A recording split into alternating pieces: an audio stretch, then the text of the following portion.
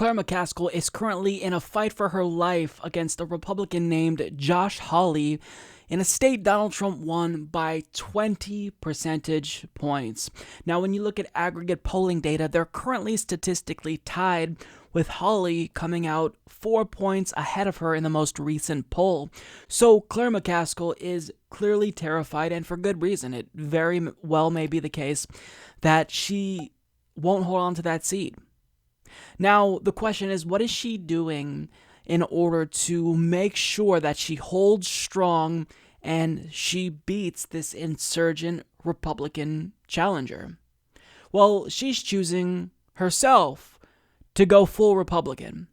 That's right. So in an interview with Bret Baier on Fox News, she made it very, very clear that all of those voters that supported Donald Trump in 2016, well, they have a lot of good reasons to vote for her as well.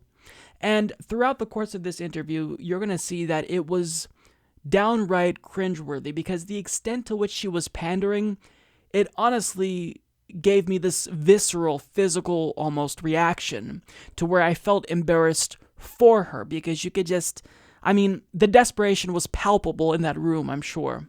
So we'll watch it, and then I'll tell you everything she's doing that's actually hurting her chances, because she's doing a lot of harm right here. Your critics say you voted for every one of President Obama's Supreme Court nominees, and then you voted against Neil Gorsuch and Brett Kavanaugh. So they say, how is that not just moving with your party where it wants to go? I voted for over 70% of President Trump's judicial nominees. 70%. I voted for more than half of his cabinet members. I vote with him half the time.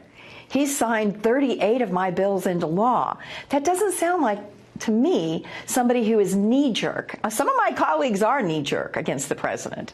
I don't get up every day figuring out how to fight the president. I get up every day trying to figure out how I can fight for Missourians. To that point, you have this radio ad out now that says, at one point in an exchange, she's not one of these crazy Democrats. Claire's not afraid to stand up against her own party. Yep, and Claire's not one of those crazy Democrats. Who's the crazy Democrat? The crazy Democrats are people who walk in restaurants and scream in elected officials' faces. The crazy Democrats we have a state senator here in Missouri that actually advocated for the assassination of President Trump. That's a crazy Democrat. I don't do those things.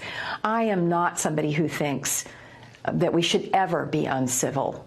I think what most Missourians want is for us to listen to each other, figure out where we can compromise, not scream in each other's faces, not call each other names.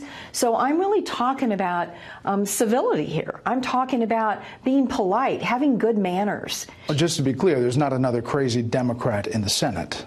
Well, I would say this. I would not call my colleagues crazy, but Elizabeth Warren sure went after me when I advocated tooling back some of the regulations for small banks and credit unions.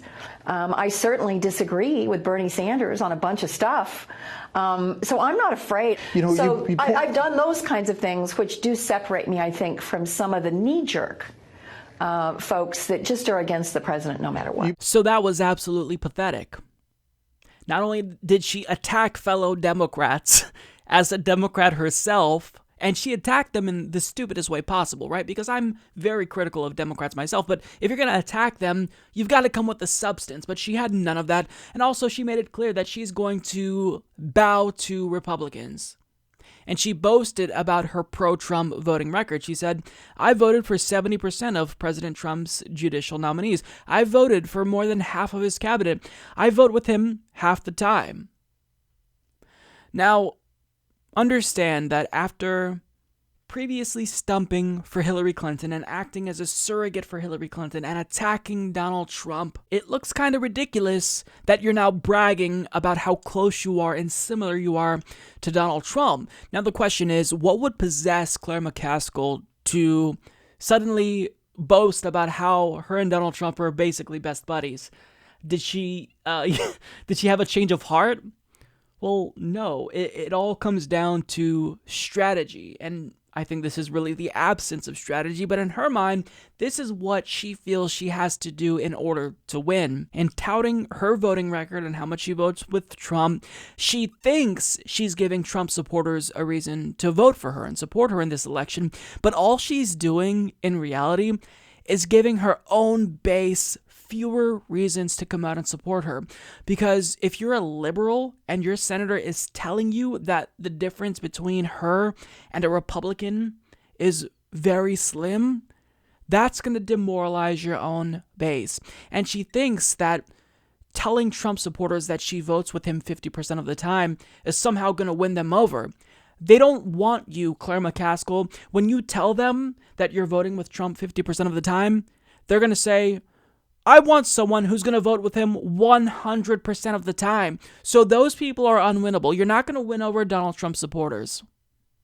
But you are going to piss off your constituents in the state of Missouri and communicate to them that voting really doesn't matter when it does matter, but they're going to see that there's no difference between you and the Republican, and they're just going to opt to stay home, as is often the case in these states where a Democrat chooses to pretend to be Republican light. It's a strategy that many Democrats have attempted, and it failed them.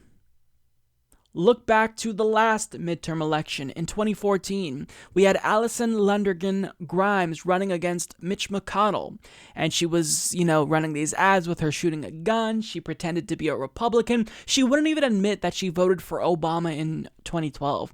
That's how much she wanted to get people to think she's basically a Republican. Well, look, you're not going to win over those Republican voters. They don't want someone who votes 50% or even 70% with Donald Trump and the Republicans. They want a full Republican. So you've got to win out with your own base. And these Democrats just don't get that.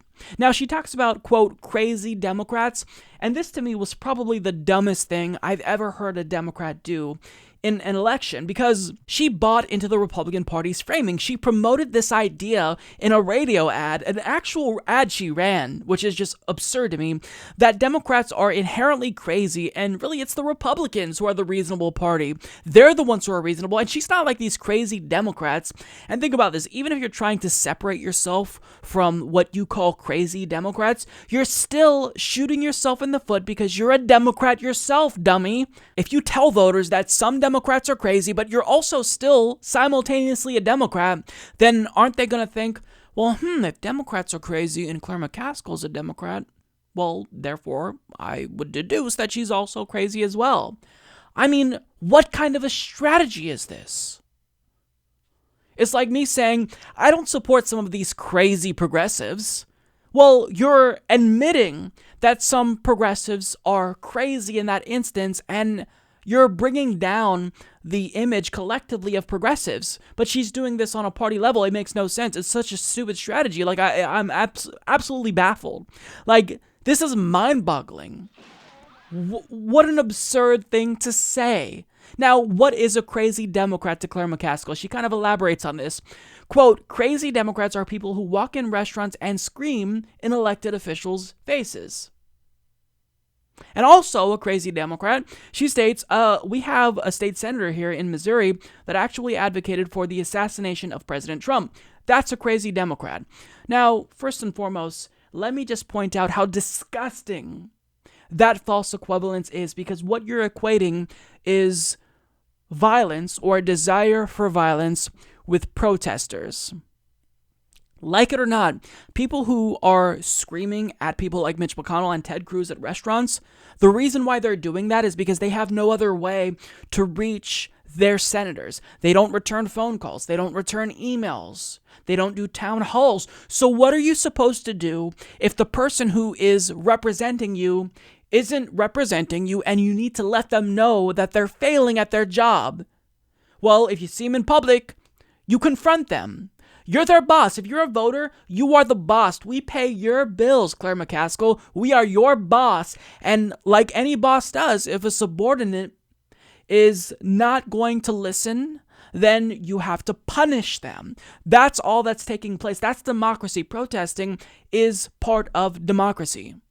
But she equated, or really conflated, restaurant screaming with hopes that Donald Trump would be assassinated.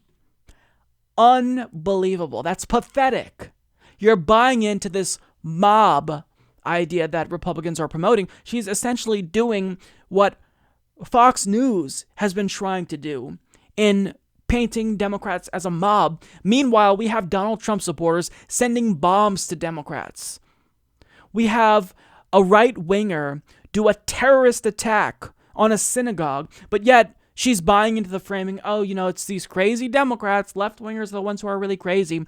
I mean, how pathetic is that? Now, here's what she said that was embarrassing to me. She said, quote, "I'm not somebody who thinks that we should ever be uncivil." So in other words, when Republicans chip away at your health care, when they chip away at your civil rights and civil liberties, you're supposed to shut up and take it. And if you speak out, Claire McCaskill thinks you should shut up and be civilized, be polite. I mean, this is just so pathetic, so spineless. It's difficult to fathom why she thinks this is a strategy that would be conducive to a win. It's embarrassing, if anything. If I were a Democrat, I would be embarrassed if that was my senator. Now, she also touted how Elizabeth Warren criticized her for voting to deregulate Wall Street with Republicans. Now, the way that she frames that is just right-wing framing. She says, well, look, I think there should be less regulations on small banks. Well, those aren't small banks. You didn't vote for that. You voted to deregulate Wall Street. Maybe they're small banks if you think that multi-billion-dollar banks are small, but to normal people, that's not a small bank, Claire. She also separated herself from Bernie Sanders and said, I disagree with Bernie.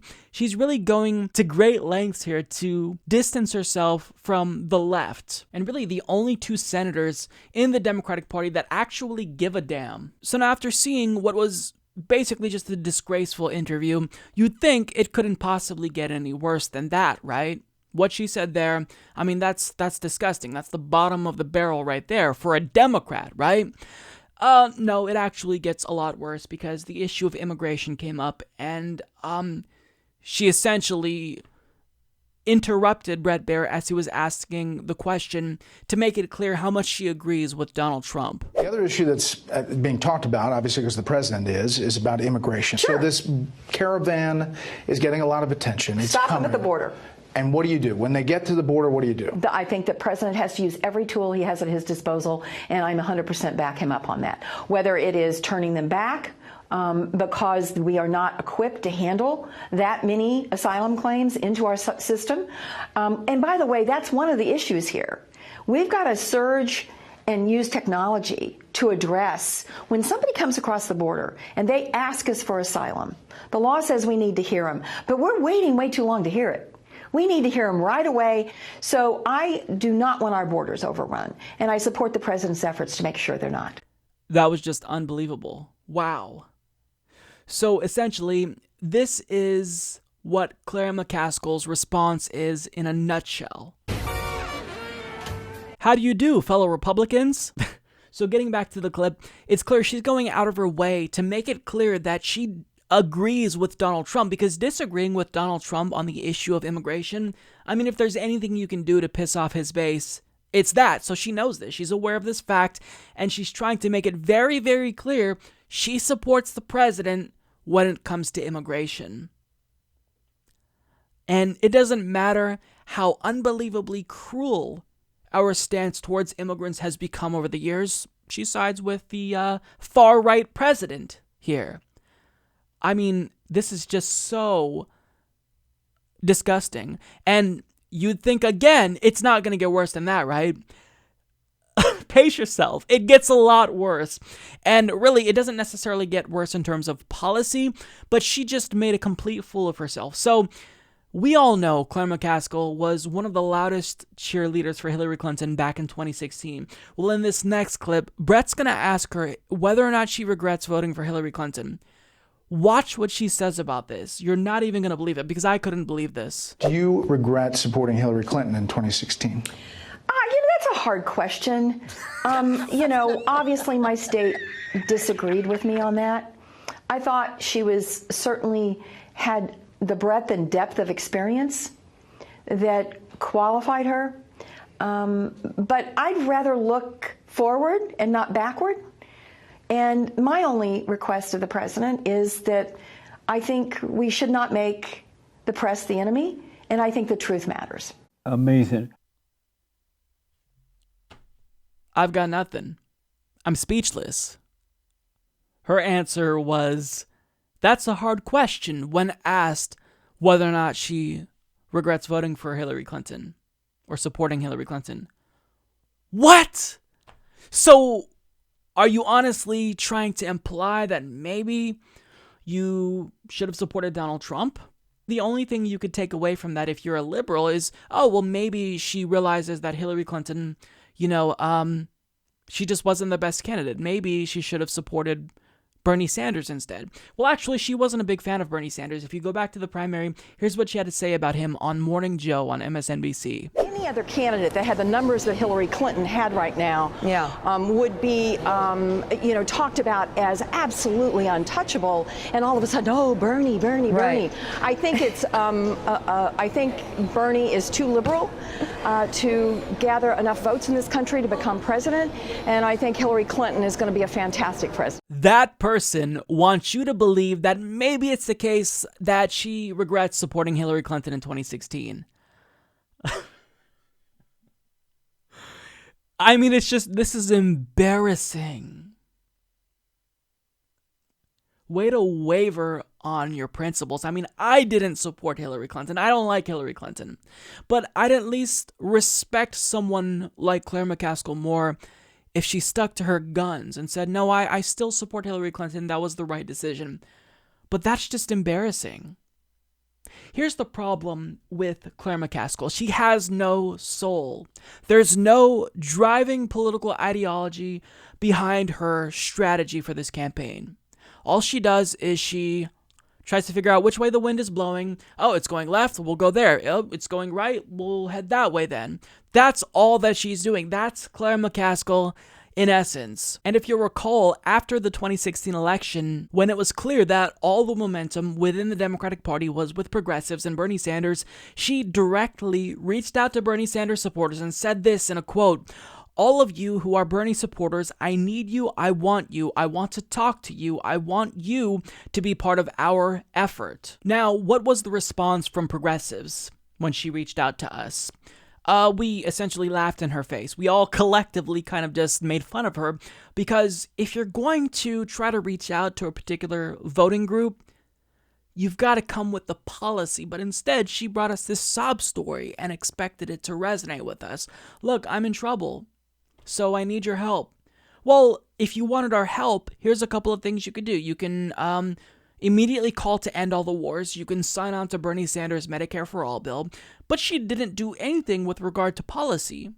She just thought that she'd get us on board by saying, look, it's me or a Republican. I'm going to lose. I need your help. But that's not going to resonate with voters. We don't care about you. We care about policy, Claire. But here's the thing. Once she realized that pivoting to the left wouldn't work for her, since progressives knew she was full of shit, she went in the opposite direction to try to see how well she'd fare among Trump supporters. And she pivoted to the right. And now she's talking about how much she disagrees with Bernie and is flirting with the notion, supposedly, that she regrets voting for Hillary Clinton and supporting Hillary Clinton, because even Hillary Clinton is apparently too liberal for Claire McCaskill now, who is a conservative essentially. So I mean, Claire McCaskill, she has no core. She's inconsistent, and in an attempt to hold her seat in a state that overwhelmingly voted for Trump, she is making a complete and utter fool of herself. Here's what you do if you want to win, Claire McCaskill. You should have learned this after Hillary Clinton lost in 2016. If you want to win, you don't appeal to Donald Trump's base. They're not voting for you. You bring out your own base. You expand the electorate. I mean, look to Stacey Abrams in the state of Georgia. She's running in a gubernatorial race, and the latest poll showed that she's ahead of him, and it's very close. She might not win this, but what she's doing is she's expanding the electorate. She's doing exactly what she needs to do to win. She's not going after Brian Kemp's Republican voting base or Trump's base. She's going after Democrats.